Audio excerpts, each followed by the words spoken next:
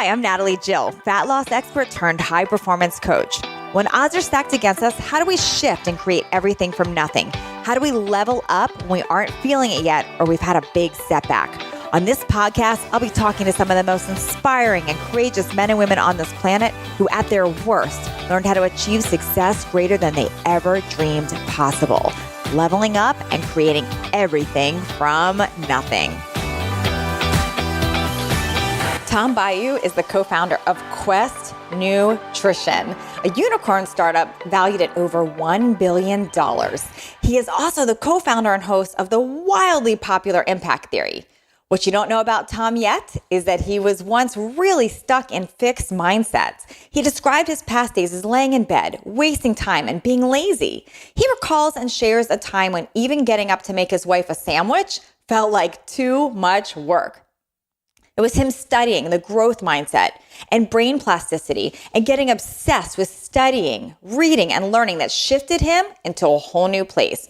Tom learned to level up and has since created everything from nothing.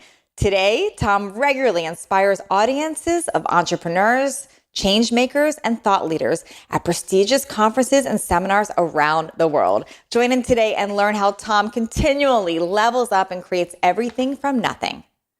So Tom, I know that people see you online and they see what you've done with Quest and what you've done with Impact Theory, and they think you're just this incredible success, and you are. But I also know that that's not who you were before, and I'd love for you to share who you were before all of that. Yeah, I love that. I think that's a great place to start for two reasons. One, I have come about as far from my starting mentality as you can come. And two, it's important for people to understand that it really doesn't matter who you are today. The real question everybody has to ask themselves is who they want to become and the price they're willing to pay to get there. So my thing was where I started, my parents raised me to be a good employee. I kept my head down. I did as little work as possible, and I avoided punishment at all costs. I did not have any entrepreneurial instincts whatsoever. I certainly had a desire to be successful. That is the one thing I will say. From the time I was a little kid, I had ambition. But what I discovered in what I'll call probably the darkest period of my life, at the beginning of the relationship with the woman who is now my wife, was I didn't have the drive. And so I would lay in bed for 3-4 hours every morning trying to work up the enthusiasm to actually get out of bed. Wow. Finally get me out was the shame around, okay, your fiance at the time is about to come home. She's the only one working. You're not working. And you have one obligation every day, which is to make her lunch when she comes home at lunchtime. If you don't get out of bed now, then you're not going to have it made when she comes home. And that was like, even I had my limits. I couldn't bear that. And so that was ultimately the thing that would get me out of bed every day. But it just seemed so crazy. And I remember at the end of that period just being absolutely horrified that, I had this period in my life where I didn't have a job and I wasted it just laying in bed watching music videos. And I just thought, wow, this is so crazy. And the shame around that of being less than what I promised her I would be when I proposed was what really began my development of drive, of really getting some discipline. It's so interesting because like when you were in that spot, when you were just not wanting to get out of bed, you were watching videos, like you said, and you knew that you just had to get up and do this sandwich. What were you telling yourself? Did you feel like a failure? Did you know this was wrong? What was going through your head at that time? Yeah, unfortunately, I knew very much that I felt like a failure for sure. So when I went to film school, I had this really weird emotional roller coaster that planted the seeds for what would ultimately force me to develop a growth mindset or really get into depression. And that was, I went to film school. Everyone told me I'd never get into film school. And this is making a very long story short, but I managed to get into film school. Statistically speaking, they were like, look, you have higher odds of getting into Harvard Law than you have getting into USC Film School. So stop classes like you've already been accepted, dude. We see this all the time. You are not going to get in. So when I got in, because I took out I joined for lunch, I should say, one of the teachers on the admissions committee, he told me what to do, which was get good grades. And I buckled down, and for 2 years, I just got extraordinary grades. At the time, I probably had a 4.0 or like a 3.95 or something crazy. And got into film school. And so I felt like, I've made it. I told everybody I was going to do it. I did it. And when I was in film school, I was doing very well in the beginning and was definitely somebody to watch. And I was one of only 4 people selected to do a senior thesis film. And so it was like a really big deal. Mm-hmm. And I thought, this is it, man. This is what I was meant to do. I was born with talent, and here I am making the most of that talent and crushing it. And that is unfortunately how I thought of it. I thought that I was born naturally gifted as a filmmaker. And so I was just, living in accordance with that. And that's the thing with a fixed mindset. It doesn't always lead to people being depressed or anything like that. Like, you can get a long way thinking that you're naturally talented at something. And so it had taken me that far. And the bad news was, or really what ended up being the best news ever, I failed in the most dramatic, spectacular fashion on my senior thesis. And it was horrifically embarrassing and was just a crash and burn of like epic proportions. People were making, we didn't have the word meme back then, but people were essentially making memes out of the footage from my film to make fun of it. It was crazy. Why was it such an epic failure? Did you not put effort into it because you thought you had this natural talent, or what was going on?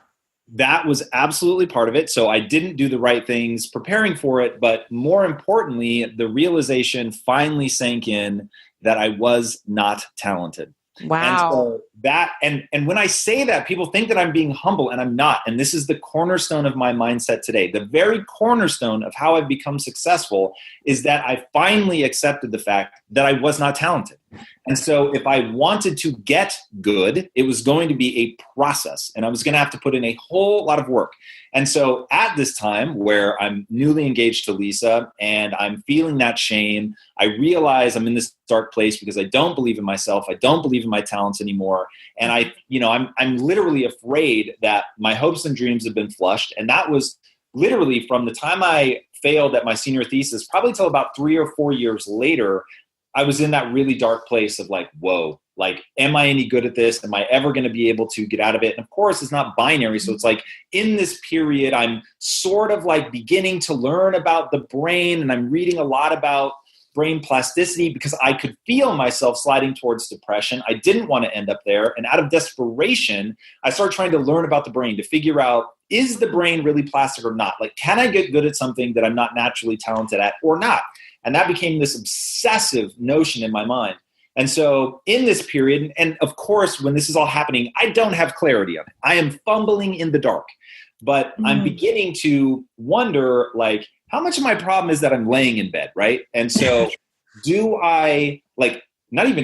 how can I begin to structure my life so that I can stop wasting time? Because I had made big promises to Lisa. I'd made big promises to her dad because he did not want me to marry her. And so I was telling everybody, look, I'm going to be successful. I know it. And that was my ambition talking. But the lack of drive was leaving me in bed 4 hours a day. And so I'm like, there is a massive disconnect here. And so what's interesting is, so many times I talk to somebody that's overcome hardship and made something, and they almost have the opposite of you, like where they never believed they were creative or good enough. And then they finally figured it out. It's almost like the opposite. Like, you thought you had it all together. You thought you were super creative. You were amazing at this. And then you had a failure. So it's almost a different story. And then you had to rebuild and change and break through that limiting belief. No question. Yeah. And that was, I think, Carol Dweck talks about something similar in her book, which she calls the false growth mindset. Mm-hmm. So when you think you've got something figured out and you think that it's working for you and you think that you're open-minded, and then you realize that you're really not. And that's why I say that the cornerstone of my story, the cornerstone of my belief system and everything that's allowed me to be successful was this moment where I finally stopped running from the fact that I wasn't talented. And I turned to face that. And I said, okay, cool. Let's embrace, as of right now today, I'm not a talented filmmaker. And my story failed because not just that I didn't do the work, but that I didn't know what kind of work to do. I hadn't looked at where I'm actually bad, because until you can face where you're actually bad, you're never going to know what you need to practice in order to get better. Well, it sounds like you had to believe that you actually were bad first, because you had to have an ego conversation, because your ego thought you were great and talented. Yeah, but it went something like this. So my ego thinks that I'm good and talented. Boom, I hit this reality, and I realized very quickly, oh shit, I'm actually not.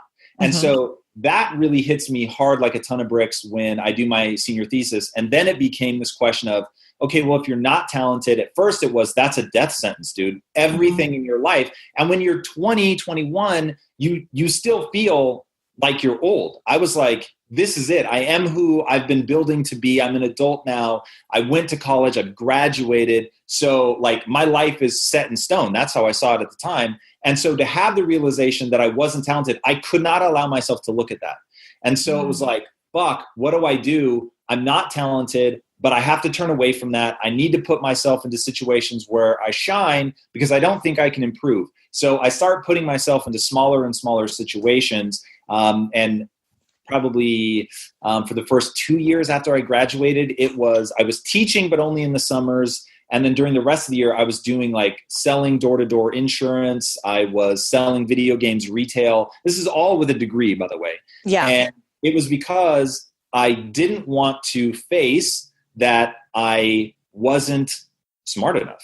And so the reality was, by the way, I wasn't smart enough, but I didn't think that I could learn. I didn't think that I could develop my way out of that. And so that period of shame where I'm staying in bed for 3-4 hours a day after having made all these big promises to my wife, fiance at the time, what I had to figure out then was, okay, can you learn things that are new? And if you can, what does that process look like?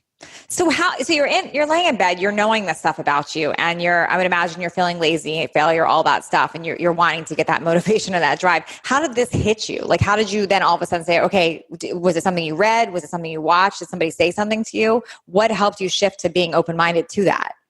It was really 1,000 little things, and that's maybe the problem just with my story, but there's no sort of one simple, clean moment. It was a lot of things stacking. But the first thing that stacked was I began to read about brain plasticity. And at the time, this is the late 90s, at the time, it was hotly debated. And people were saying, some were like, absolutely, of course you can learn new things. It's crazy that the adage is you can't teach an old dog new tricks. You absolutely can. Then other people were saying, you're out of your mind. Like the number of synapses and things that you have that's at birth. And you go through this learning process till the time you're about 13. And then after that, it's about synaptic pruning. And you're actually getting rid of connections. You're certainly not adding new ones. So I was like, okay, so if there's no consensus here in the science, I'm going to choose to believe that brain plasticity is real. And that was like just a decision that I won't even take credit for, but I made that decision that I was going to decide to believe that brain plasticity was real. It was more empowering. And so I was like, yep, cool. I'm going to believe that. And then operating on that procedure married with the fact that after I got married, I went back to teaching and I was teaching full time. And I started realizing, wait a second, I can help the students make their films better. So if I can help them make their films better, why can't I help myself get better at film? And so you couple this whole notion of brain plasticity with that. And unfortunately, the term growth mindset didn't exist back then. So, none of this was self-evident or easy to access the way that it is today. But I begin to cobble together things that we would now consider a growth mindset. And so I start forcing myself to look at where I'm bad, to really just stare at it. And it sounds like you also made a hard decision. Like you said, you could have chosen either way. You could have said, I'm going to decide not to believe it's possible, or I'm going to decide to believe it's possible. You just chose, you decided, and then you found evidence to support that. Yeah, and one of the most controversial things that I talk about is when it comes to yourself, your ability to determine the truth is so faulty that I don't even prioritize the truth in terms of assessing my own skills, my own abilities, because I know that I'm something like 5 times more likely to believe something negative about myself than I am to believe something positive. Okay, so if I know that I have this negativity bias, and we all seem to have it, then I'm not going to prioritize assessing the truth. I'm going to prioritize assessing what's more empowering. And look, I check it against real world to see if I'm actually able to move towards my goals or not. But ultimately, things that move me towards my goals became my obsession. Now, how did you even figure out your goals? Because you were operating from a place of you didn't really know what you wanted to do when you were learning that this. actually isn't true of me. And the one thing that I will say is from the time I was 12, I knew what I wanted. Okay. I didn't know how to get there. So thing that I wanted, and this is important for people to understand, the thing that you want is simply something you decide. This is what kills most people. They're standing in a room. That room has 1,000 doors that lead to different opportunities. Your job is to close 999 of those doors. That's what people can't do. And so my thing was, my dad made an offhanded comment when I was 12 years old, and wanting to please him, wanting to have direction, whatever it was, I was like, whoa, that sounds cool. And he said, I think you're better behind the camera than you are in front of the camera. Because me and my friends used to mess around with a video camera. Remember, this is back in like the early 90s. So it's not like today where YouTube was the thing and all that. It was actually pretty easy to have access to a camera back then. And at the time, I thought I wanted to be in front of the camera. And my dad made that comment. And I thought, whoa, like that actually is kind of cool. So I started focusing entirely being behind the camera, doing my thing. And so that became my obsession. I knew that I wanted to get rich as a filmmaker. That was like my obsession. I just didn't know how to get there. Got it. But you were clear on that vision. Yes. So what was next? You started reading, you started learning. What was the next step? I started reading obsessively, and this is when I'm teaching. So I'm really realizing, all right, there's a lot of power in breaking a skill down into its constituent parts and then practicing. And it was so clear that, oh, that's what the students need to do, because I didn't have any emotional baggage when assessing what they needed to do. And I had all kinds of emotional baggage around my level of intelligence, things that made me insecure around my own. So I just started saying, what would I tell myself if I were the teacher and I were just divorced from this? And that began to make things really clear about what I needed to get good at. And by that point, I stopped being afraid to look nakedly at what I was doing wrong and what I was bad at, and to be able to say, well, I'm just not good at that, because I had discovered the word yet. So I'm not good at that yet. And so that notion of you can do anything you set your mind to, but setting your mind to something is actually a lot harder than it sounds, because of the inhuman level of consistency that it takes to actually make those improvements. And so I had to divorce myself from expecting immediate gratification, thinking that, oh, I'm going to be Spielberg, in an afternoon. It doesn't work like that. Like that's a lifetime of dedication. That's the 10,000 hours. And that's just like baseline mastery. Like if you really want to be world-class at something, it's 20, 30,000 hours. And so that's where the whole notion of you better love this comes in, because putting that kind of hours into something means you're going to have to fight through an entire avalanche of boredom. And so if you don't believe in what you're chasing enough, then you're never going to stick through it, to get through all that boredom, to persevere through all the difficulty, the loneliness, everything that comes with the pursuit of greatness. But if you do have something that you believe in like that, and you're willing to put in those hours, then you can do something pretty extraordinary. Gosh, so many great things you've just said. And a couple of things that just really landed for me was about the 1,000 doors. And that is so true with people. There's 1,000 doors open and people get distracted. They don't know what they want. And what you said was so fascinating about it's about closing 999 of them and staying super focused on that one. I hope people really heard that, because do you have to remind yourself of that even now? No, that is something that at this point I have baked into my nervous system at like a limbic emotional level. But that's the thing that I find is the greatest problem of anybody at the beginning that's trying to do something extraordinary. And the beginning doesn't, it's age agnostic. You could be young and at the beginning of your journey, or old, that doesn't matter. But people really have a hard time shutting out opportunity. And so getting yourself to the point where you can look at 3 or 4 opportunities and you're equally excited about all of them, and just say, I value decisiveness. And this is an obsession that I have. I'm actually working on a book about this, about being able to build into your life the things that you value and let that guide your life. Now, people think that what is valuable simply is or is not valuable, but that's not true. We all decide what we're going to value, and then we pour energy into making that manifest in ourselves. It just usually happens so early and as a reflection of your family and friends that you don't realize that they were decisions that you made all along the way. And normally they're decisions of, oh, I want to impress my family. Oh, I want to fit in with my peer group. And that becomes your value system. And people don't realize just how malleable that is. But if you can decide that you're going to value decisiveness, then all of a sudden when you find yourself stuck between 2 things, and it happens 1,000 times a day, you find yourself hemming and hawing. Where do I want to eat lunch? Man, in that moment, getting the best lunch isn't the thing you value. The thing you value is making a decision and sticking with it. Yeah. Stuff like that, suddenly you can become decisive. That's really, really good. And then I love that you said that you would tell yourself, if it wasn't me, if I was teaching this to somebody, how would I approach this? Because that's amazing too, because so many people do get stuck in their own head with their own self-imposed stops and reasons why they can't. But when you're, like you said, when you're focused on somebody else, if it was somebody else, what would I tell them? You look at it from a very different perspective. Yeah, people have to find a way to get out from underneath the insecurities, because once you have that dispassionate clarity that you can give to somebody else about yourself, then all of a sudden the direction to move in becomes a whole lot clearer. Mm. So what happened then? So you move into film. You're coaching yourself, really learning, reading, knowing you can teach yourself. You start seeing some success. How does that go into? How does Quest come about? Yeah, so it is a very fascinating story, and the irony being that it was building towards film. So my thing was at that time. So this is what 2002, 2003. My stated mission in life was to get rich so that I could make films. Okay. And so I am teaching at the time. I'm starting businesses on the side.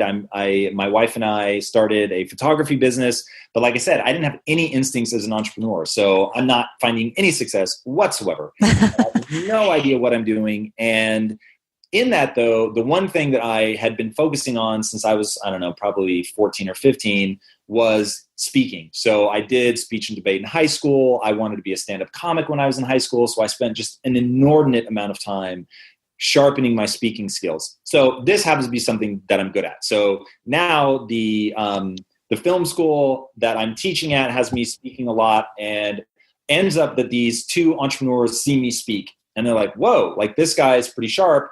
They were starting a new technology company. So they approached me and they said, hey, look, we want you to come be a copywriter, but don't think of yourself as a copywriter because you can have any job that you want in this company. You just have to be the right person for that job, meaning you go and earn those skills and everything to actually be good at that.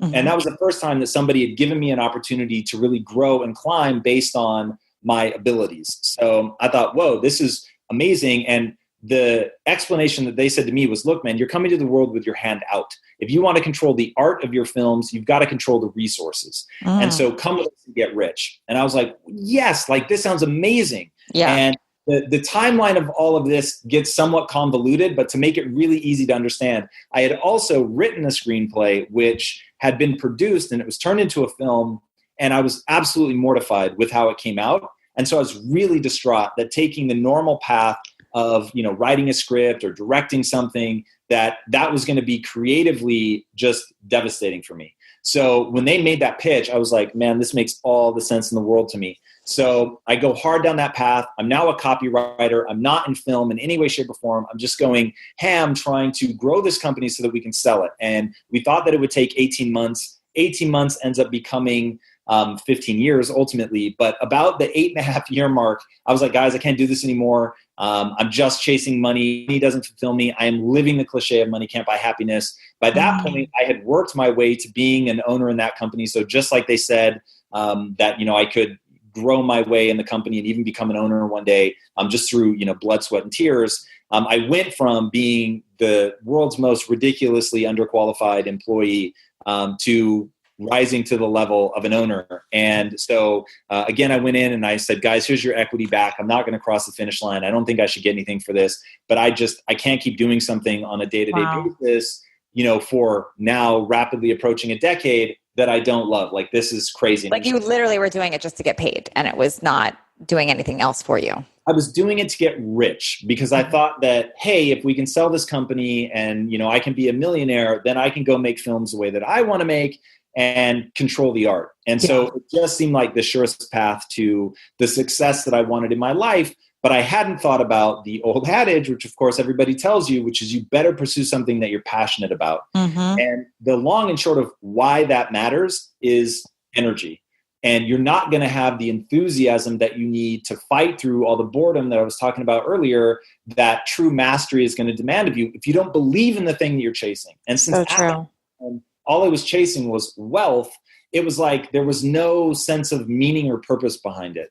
So that became my obsession. I needed to do something that made me feel alive. I was going to go back to writing because at least the storytelling element of it, I was so passionate about and it filled me with energy. And when I went in to quit, they said, look, we could do this without you, but we don't want to. So what would we need to do in order to continue working together? And so I said, look, we'd have to sell this company because I just can't do something on a day-to-day basis that I'm not passionate about. And security software, I'm just not passionate about. And it needs to be something that is built around community because I'm so desperate to connect with people. And it's got to be, at the time, the words I used were, it's got to be something where my real personality can shine through. Now we would say, of course, I need to be authentic. Yes. So I was like, we need to build community. I need to be authentic. And it's got to be something that I'm really passionate about. And so for 3 very different reasons, we decided to start a nutrition company, which of course ends up becoming Quest. And for me, it was all about my mom and my sister. They were morbidly obese my entire life. And I knew that I was going to lose them much too young. And so we wanted to create a company where people could choose food based on taste, and it happened to be good for them. And so, okay, so wait, hold on one second, because I want to make sure I'm connected here on this. So they don't want you to leave; they want to stay you part of it. You tell them what it is that you would need to stay successful, and they decide with you to start a nutrition company. But what happened with the software company? Were they hold you on while you're doing this, or? Yeah, so we ended up selling that company. Got it. So you sold it, and then they wanted to continue working with you. I got it. Okay. Correct. Yeah. So what we did was we set at first, it was, all right, let's take 6 months and see if we can actually get the company to a point where we can sell it immediately as we'd always planned. I said, okay, fine, I'll hang on that long.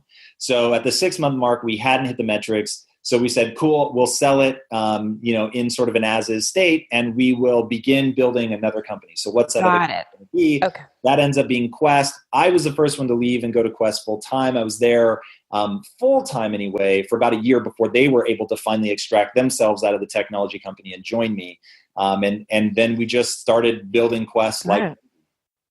And this is very different because you have a purpose and a passion around it because your mom and your sister.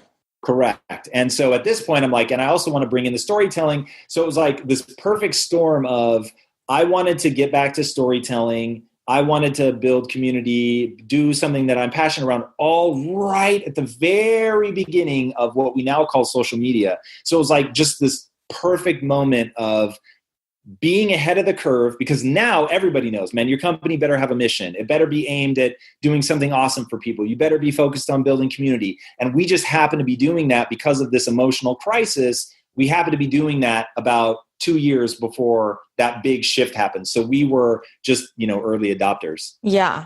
So what made Quest blow up and take off to what it became? Because it's unbelievable, the success behind it now. First of all, it was just a great product that actually worked. And then second, it was, like I said, we were early adopters of social media. Mm-hmm.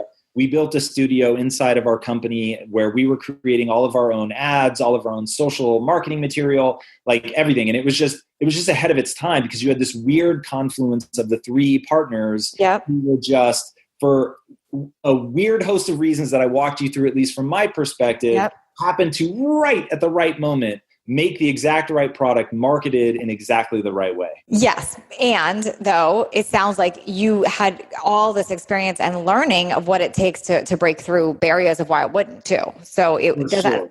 I know it doesn't and that's sound why I always am careful to remind people. It's like, look, we made a proclamation. We were no longer going to prioritize profits. We were going to make a product that added value to people. That was like far and away the thing that we cared about. But I could say that because we were very business savvy. By that point, I had been in business for almost a decade. They had been in business for more than 2 decades. So it was like we had a lot of business acumen coming into it. Mm-hmm. And that, like, the other part of my story is I did not have any instincts in the beginning, but you can train your instincts. So over that, intervening decade, I'd gotten good at business. So it wasn't easy, but you can learn if you immerse yourself and really think of it as practice so that you're actively trying to learn things. Which is really incredible because some people would look at Quest as like, it was this overnight success, but it wasn't. There was this whole side behind it that went into this becoming a success like it did. Yeah, it was, we used to joke, it was an overnight success, 12 years in the making. Yeah. I heard you speaking at an event and you were talking about, which I thought was fascinating, as a leader, that you don't expect people to do anything that you wouldn't do. And you shared about even cleaning toilets and doing whatever. Can you speak a little bit into that and why that makes you such a solid leader? Yeah, I think that leading from the front is the only way. It's certainly the only way for me to feel good about leading. And you've got to show people through your actions, not just your words, that you'd never ask them to do something you wouldn't do for yourself. And I think as a leader, if you're not outworking everybody, and quite frankly, that you're not the right person to lead, then you've got a real problem. And so there just happened to be, well, first at Quest, I always took the hardest job that way when we were manufacturing physically.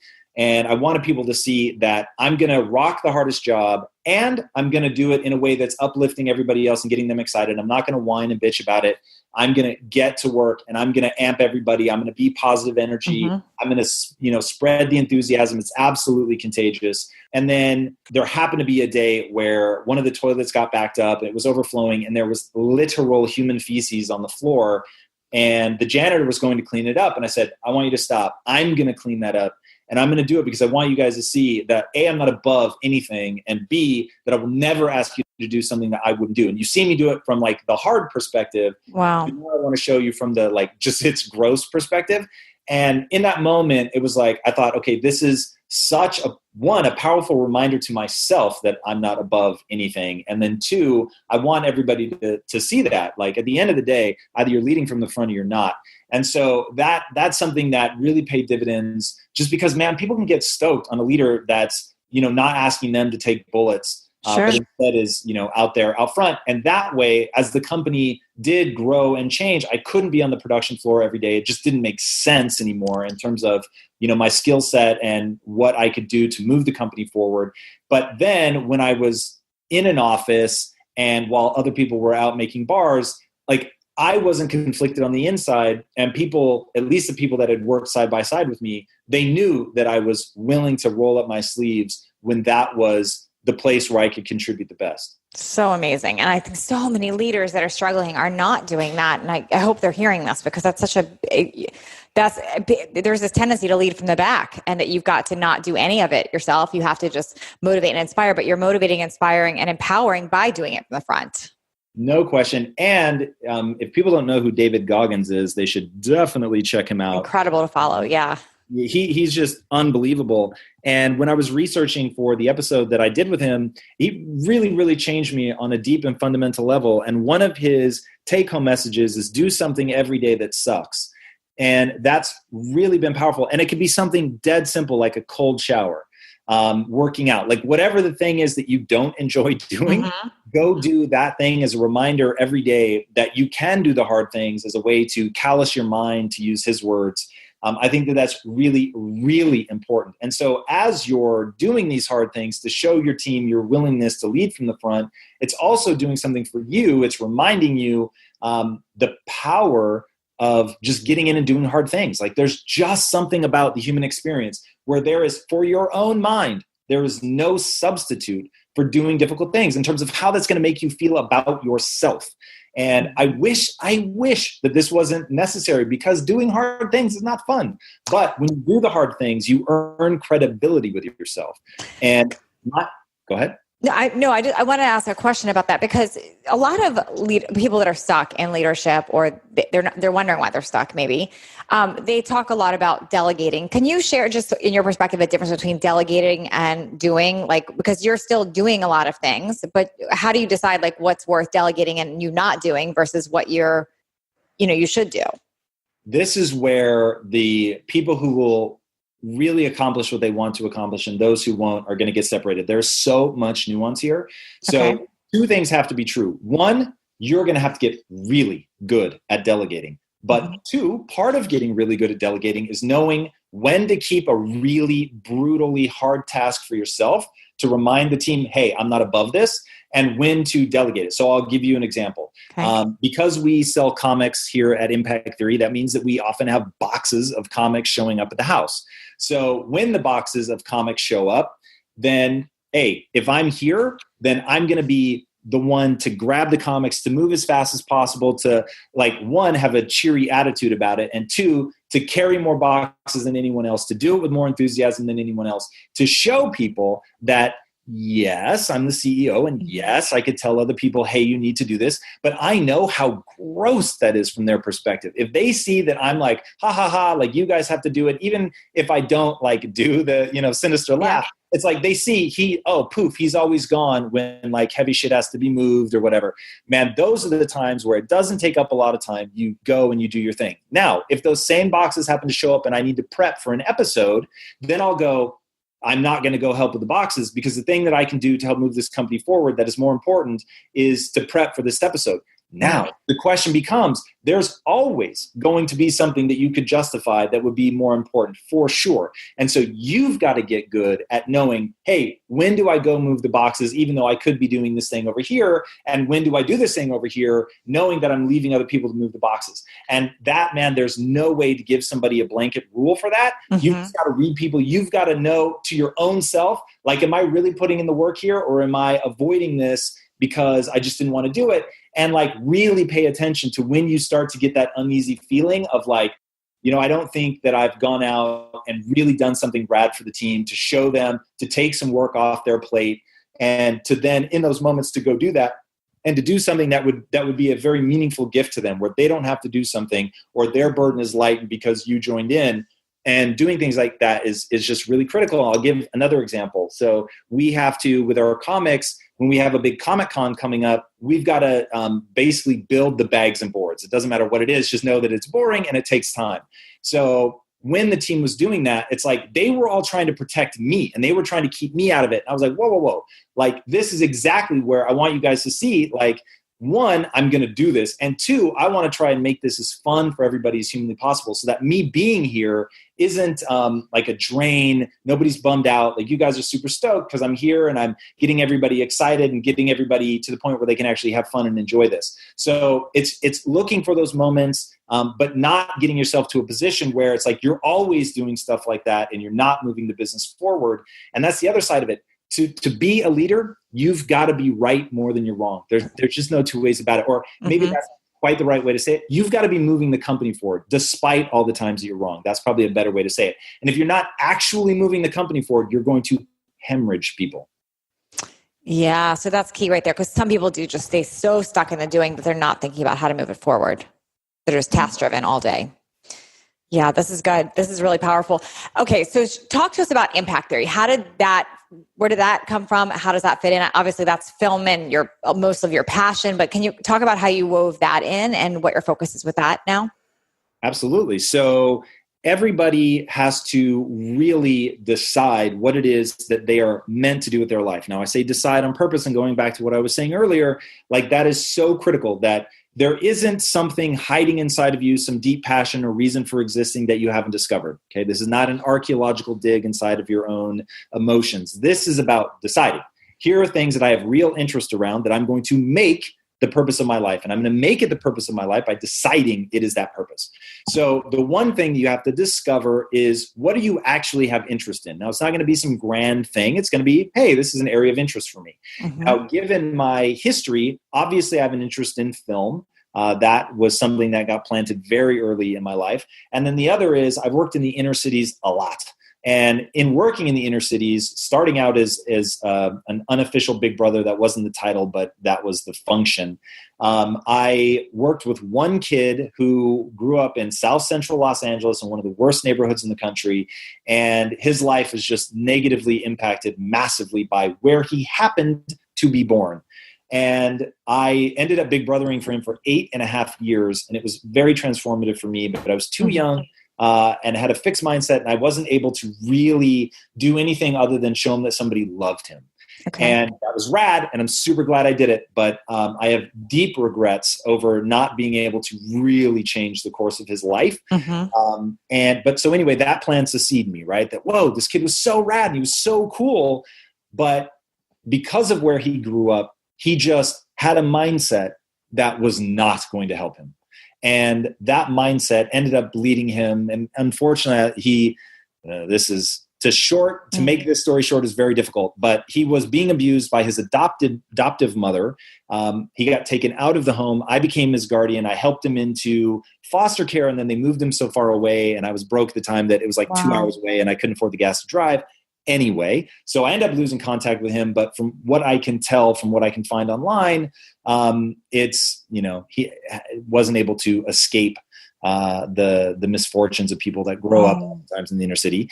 And then flash forward 15 years later, and I have 3,000 employees. About 1,000 of them grew up hard, like the kid's name was Rashawn, like Rashawn did. And I'm like, I have a much better mindset now. I've had to develop it, so I know how to teach it. And so how do I teach this mindset? And so that becomes my obsession. And I start realizing by playing this game I call No Bullshit, What Would It Take? So no bullshit, what would it take to give people an empowering mindset, even if they were antagonistic to change? Because so many people are antagonistic to change. Now, as I'm sure you well know, I'll put it at definitely less than 5%. I normally peg it at about 2%. 2% of the world, you can just tell them, here's the change that you need to make, and they go and make that change, and their life is forever better. And it's amazing to meet those people. And those are all the people that are following your podcast right now. Now, the other 98% of the world, they are antagonistic to change actively, or they don't even realize that they just are antagonistic to change. So I wanted to know, how do I impact those 98%? Because it won't be satisfying to me just because I'm obsessed with scale. It won't be satisfying to me if I'm only ever able to help the 2%. So I started really thinking, how do humans assimilate truly disruptive information? And the answer from neuroscience, from anecdotal evidence, from just living a life, the answer is narrative. Now, that narrative can come in the form of religion. That narrative can come in the form of movies. And it just made sense to me that with my passion for storytelling in the traditional narrative sense, that we could really build a studio that would only make one kind of movie. And the kind of movie that we want to make, and by movie I'm just shorthanding, could be books, comic books, movies, TV shows, anything that have narrative at its core, that we could tell one kind of story from 1,000 different angles and help people develop an empowering mindset. And ultimately, my mission in life is to pull people out of the matrix by giving them an empowering mindset. It is a multi-generational mission. It will not happen in one 20-year span. It's going to be that people are raised on our stories, and then they pass that on to their kids. And that's when we'll really start to see the impact. But looking at whether or not this is possible, it's pretty easy to look at Disney. And Disney told one kind of story, very disciplined about that. And in only telling one kind of story, they were able to create the most magical place on earth. So my question is, with the same kind of discipline, could I create the most empowering place on earth?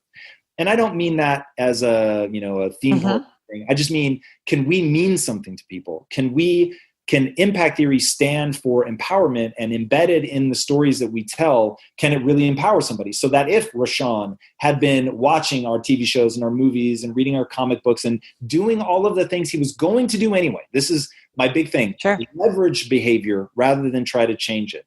So I know people are going to Netflix and chill. I know they're going to binge watch. So if I know they're already going to do that, can I incept them with a very entertaining, empowering message? And my whole thesis, the reason it's called impact theory, is my theory on how to impact people is that through storytelling, we can shape their belief system. And once I shape your belief system, now I'm at the operating system level of your mind. And from there, everything else will grow. And that's exactly what you're doing. It's incredible. Well, Tom, this has been super motivational. It's very eye-opening. You said so many things that I have not heard other guests say. It really has me thinking. So this is incredible. I do have a final question for you. If somebody's listening right now and they are at their own personal rock bottom, so maybe they lost their business, or maybe they're where you were in film school when you had that epic failure you talked about, or they're completely broke, whatever it is, they're in their own personal rock bottom. If you were to give them some advice, maybe like 3 pieces of advice to start shifting themselves out of it, what would that be? To remind them or to convince them that even if the following statement is not true, which by the way, it probably isn't. Okay. Even if it's not true, to put it at the center of your belief system. You can do anything you set your mind to without limitation. Now, the reason I say that's not true is because we all know there are limits. Here's the problem. You put your limits so far away from the reality that to believe in limits, to focus on the limits, is not going to serve you. If you ever one day really, truly find yourself at the limit of human ability, great. But as of right now, I will say we have not found the limit of human ability. So there is a massive chasm between where you are and who you could become. And my question is, what's the price you're willing to pay to become that person? So ask yourself very simply, this idealized version of myself, what would they do in this situation? And then do that. And it is often going to be hard. It is often going to be difficult, but the rewards will be absurdly tremendous. And if people focus on, so I wrote down the 25 things you need to believe in order to truly empower your mindset. People can download that for free at impacttheory.com. It is the 25 things that I had to do to my own mind to go from laying in bed, unable to get out of bed, to building $1 billion business. So I'm telling you, the change is there for people to make, but they've got to do that. So that's really the first one, is getting that belief system. And then number 2, you've got to develop the drive. Drive is everything. So you can have grand ambition, but if you don't have the drive to see it through, then we've got a real problem. And so developing that discipline really comes from habits, routines, values, identity. I mean, we could do a whole show on identity alone, but know that that's where those things stem from. I talked earlier about how you can decide what your values are and then really begin going down that path. And then number 3, love yourself. Like, a big problem that people have is that they spend so much time beating themselves up that they don't realize they're holding themselves back. They're demoralizing themselves. They're putting themselves in a position where they don't want to get up and act.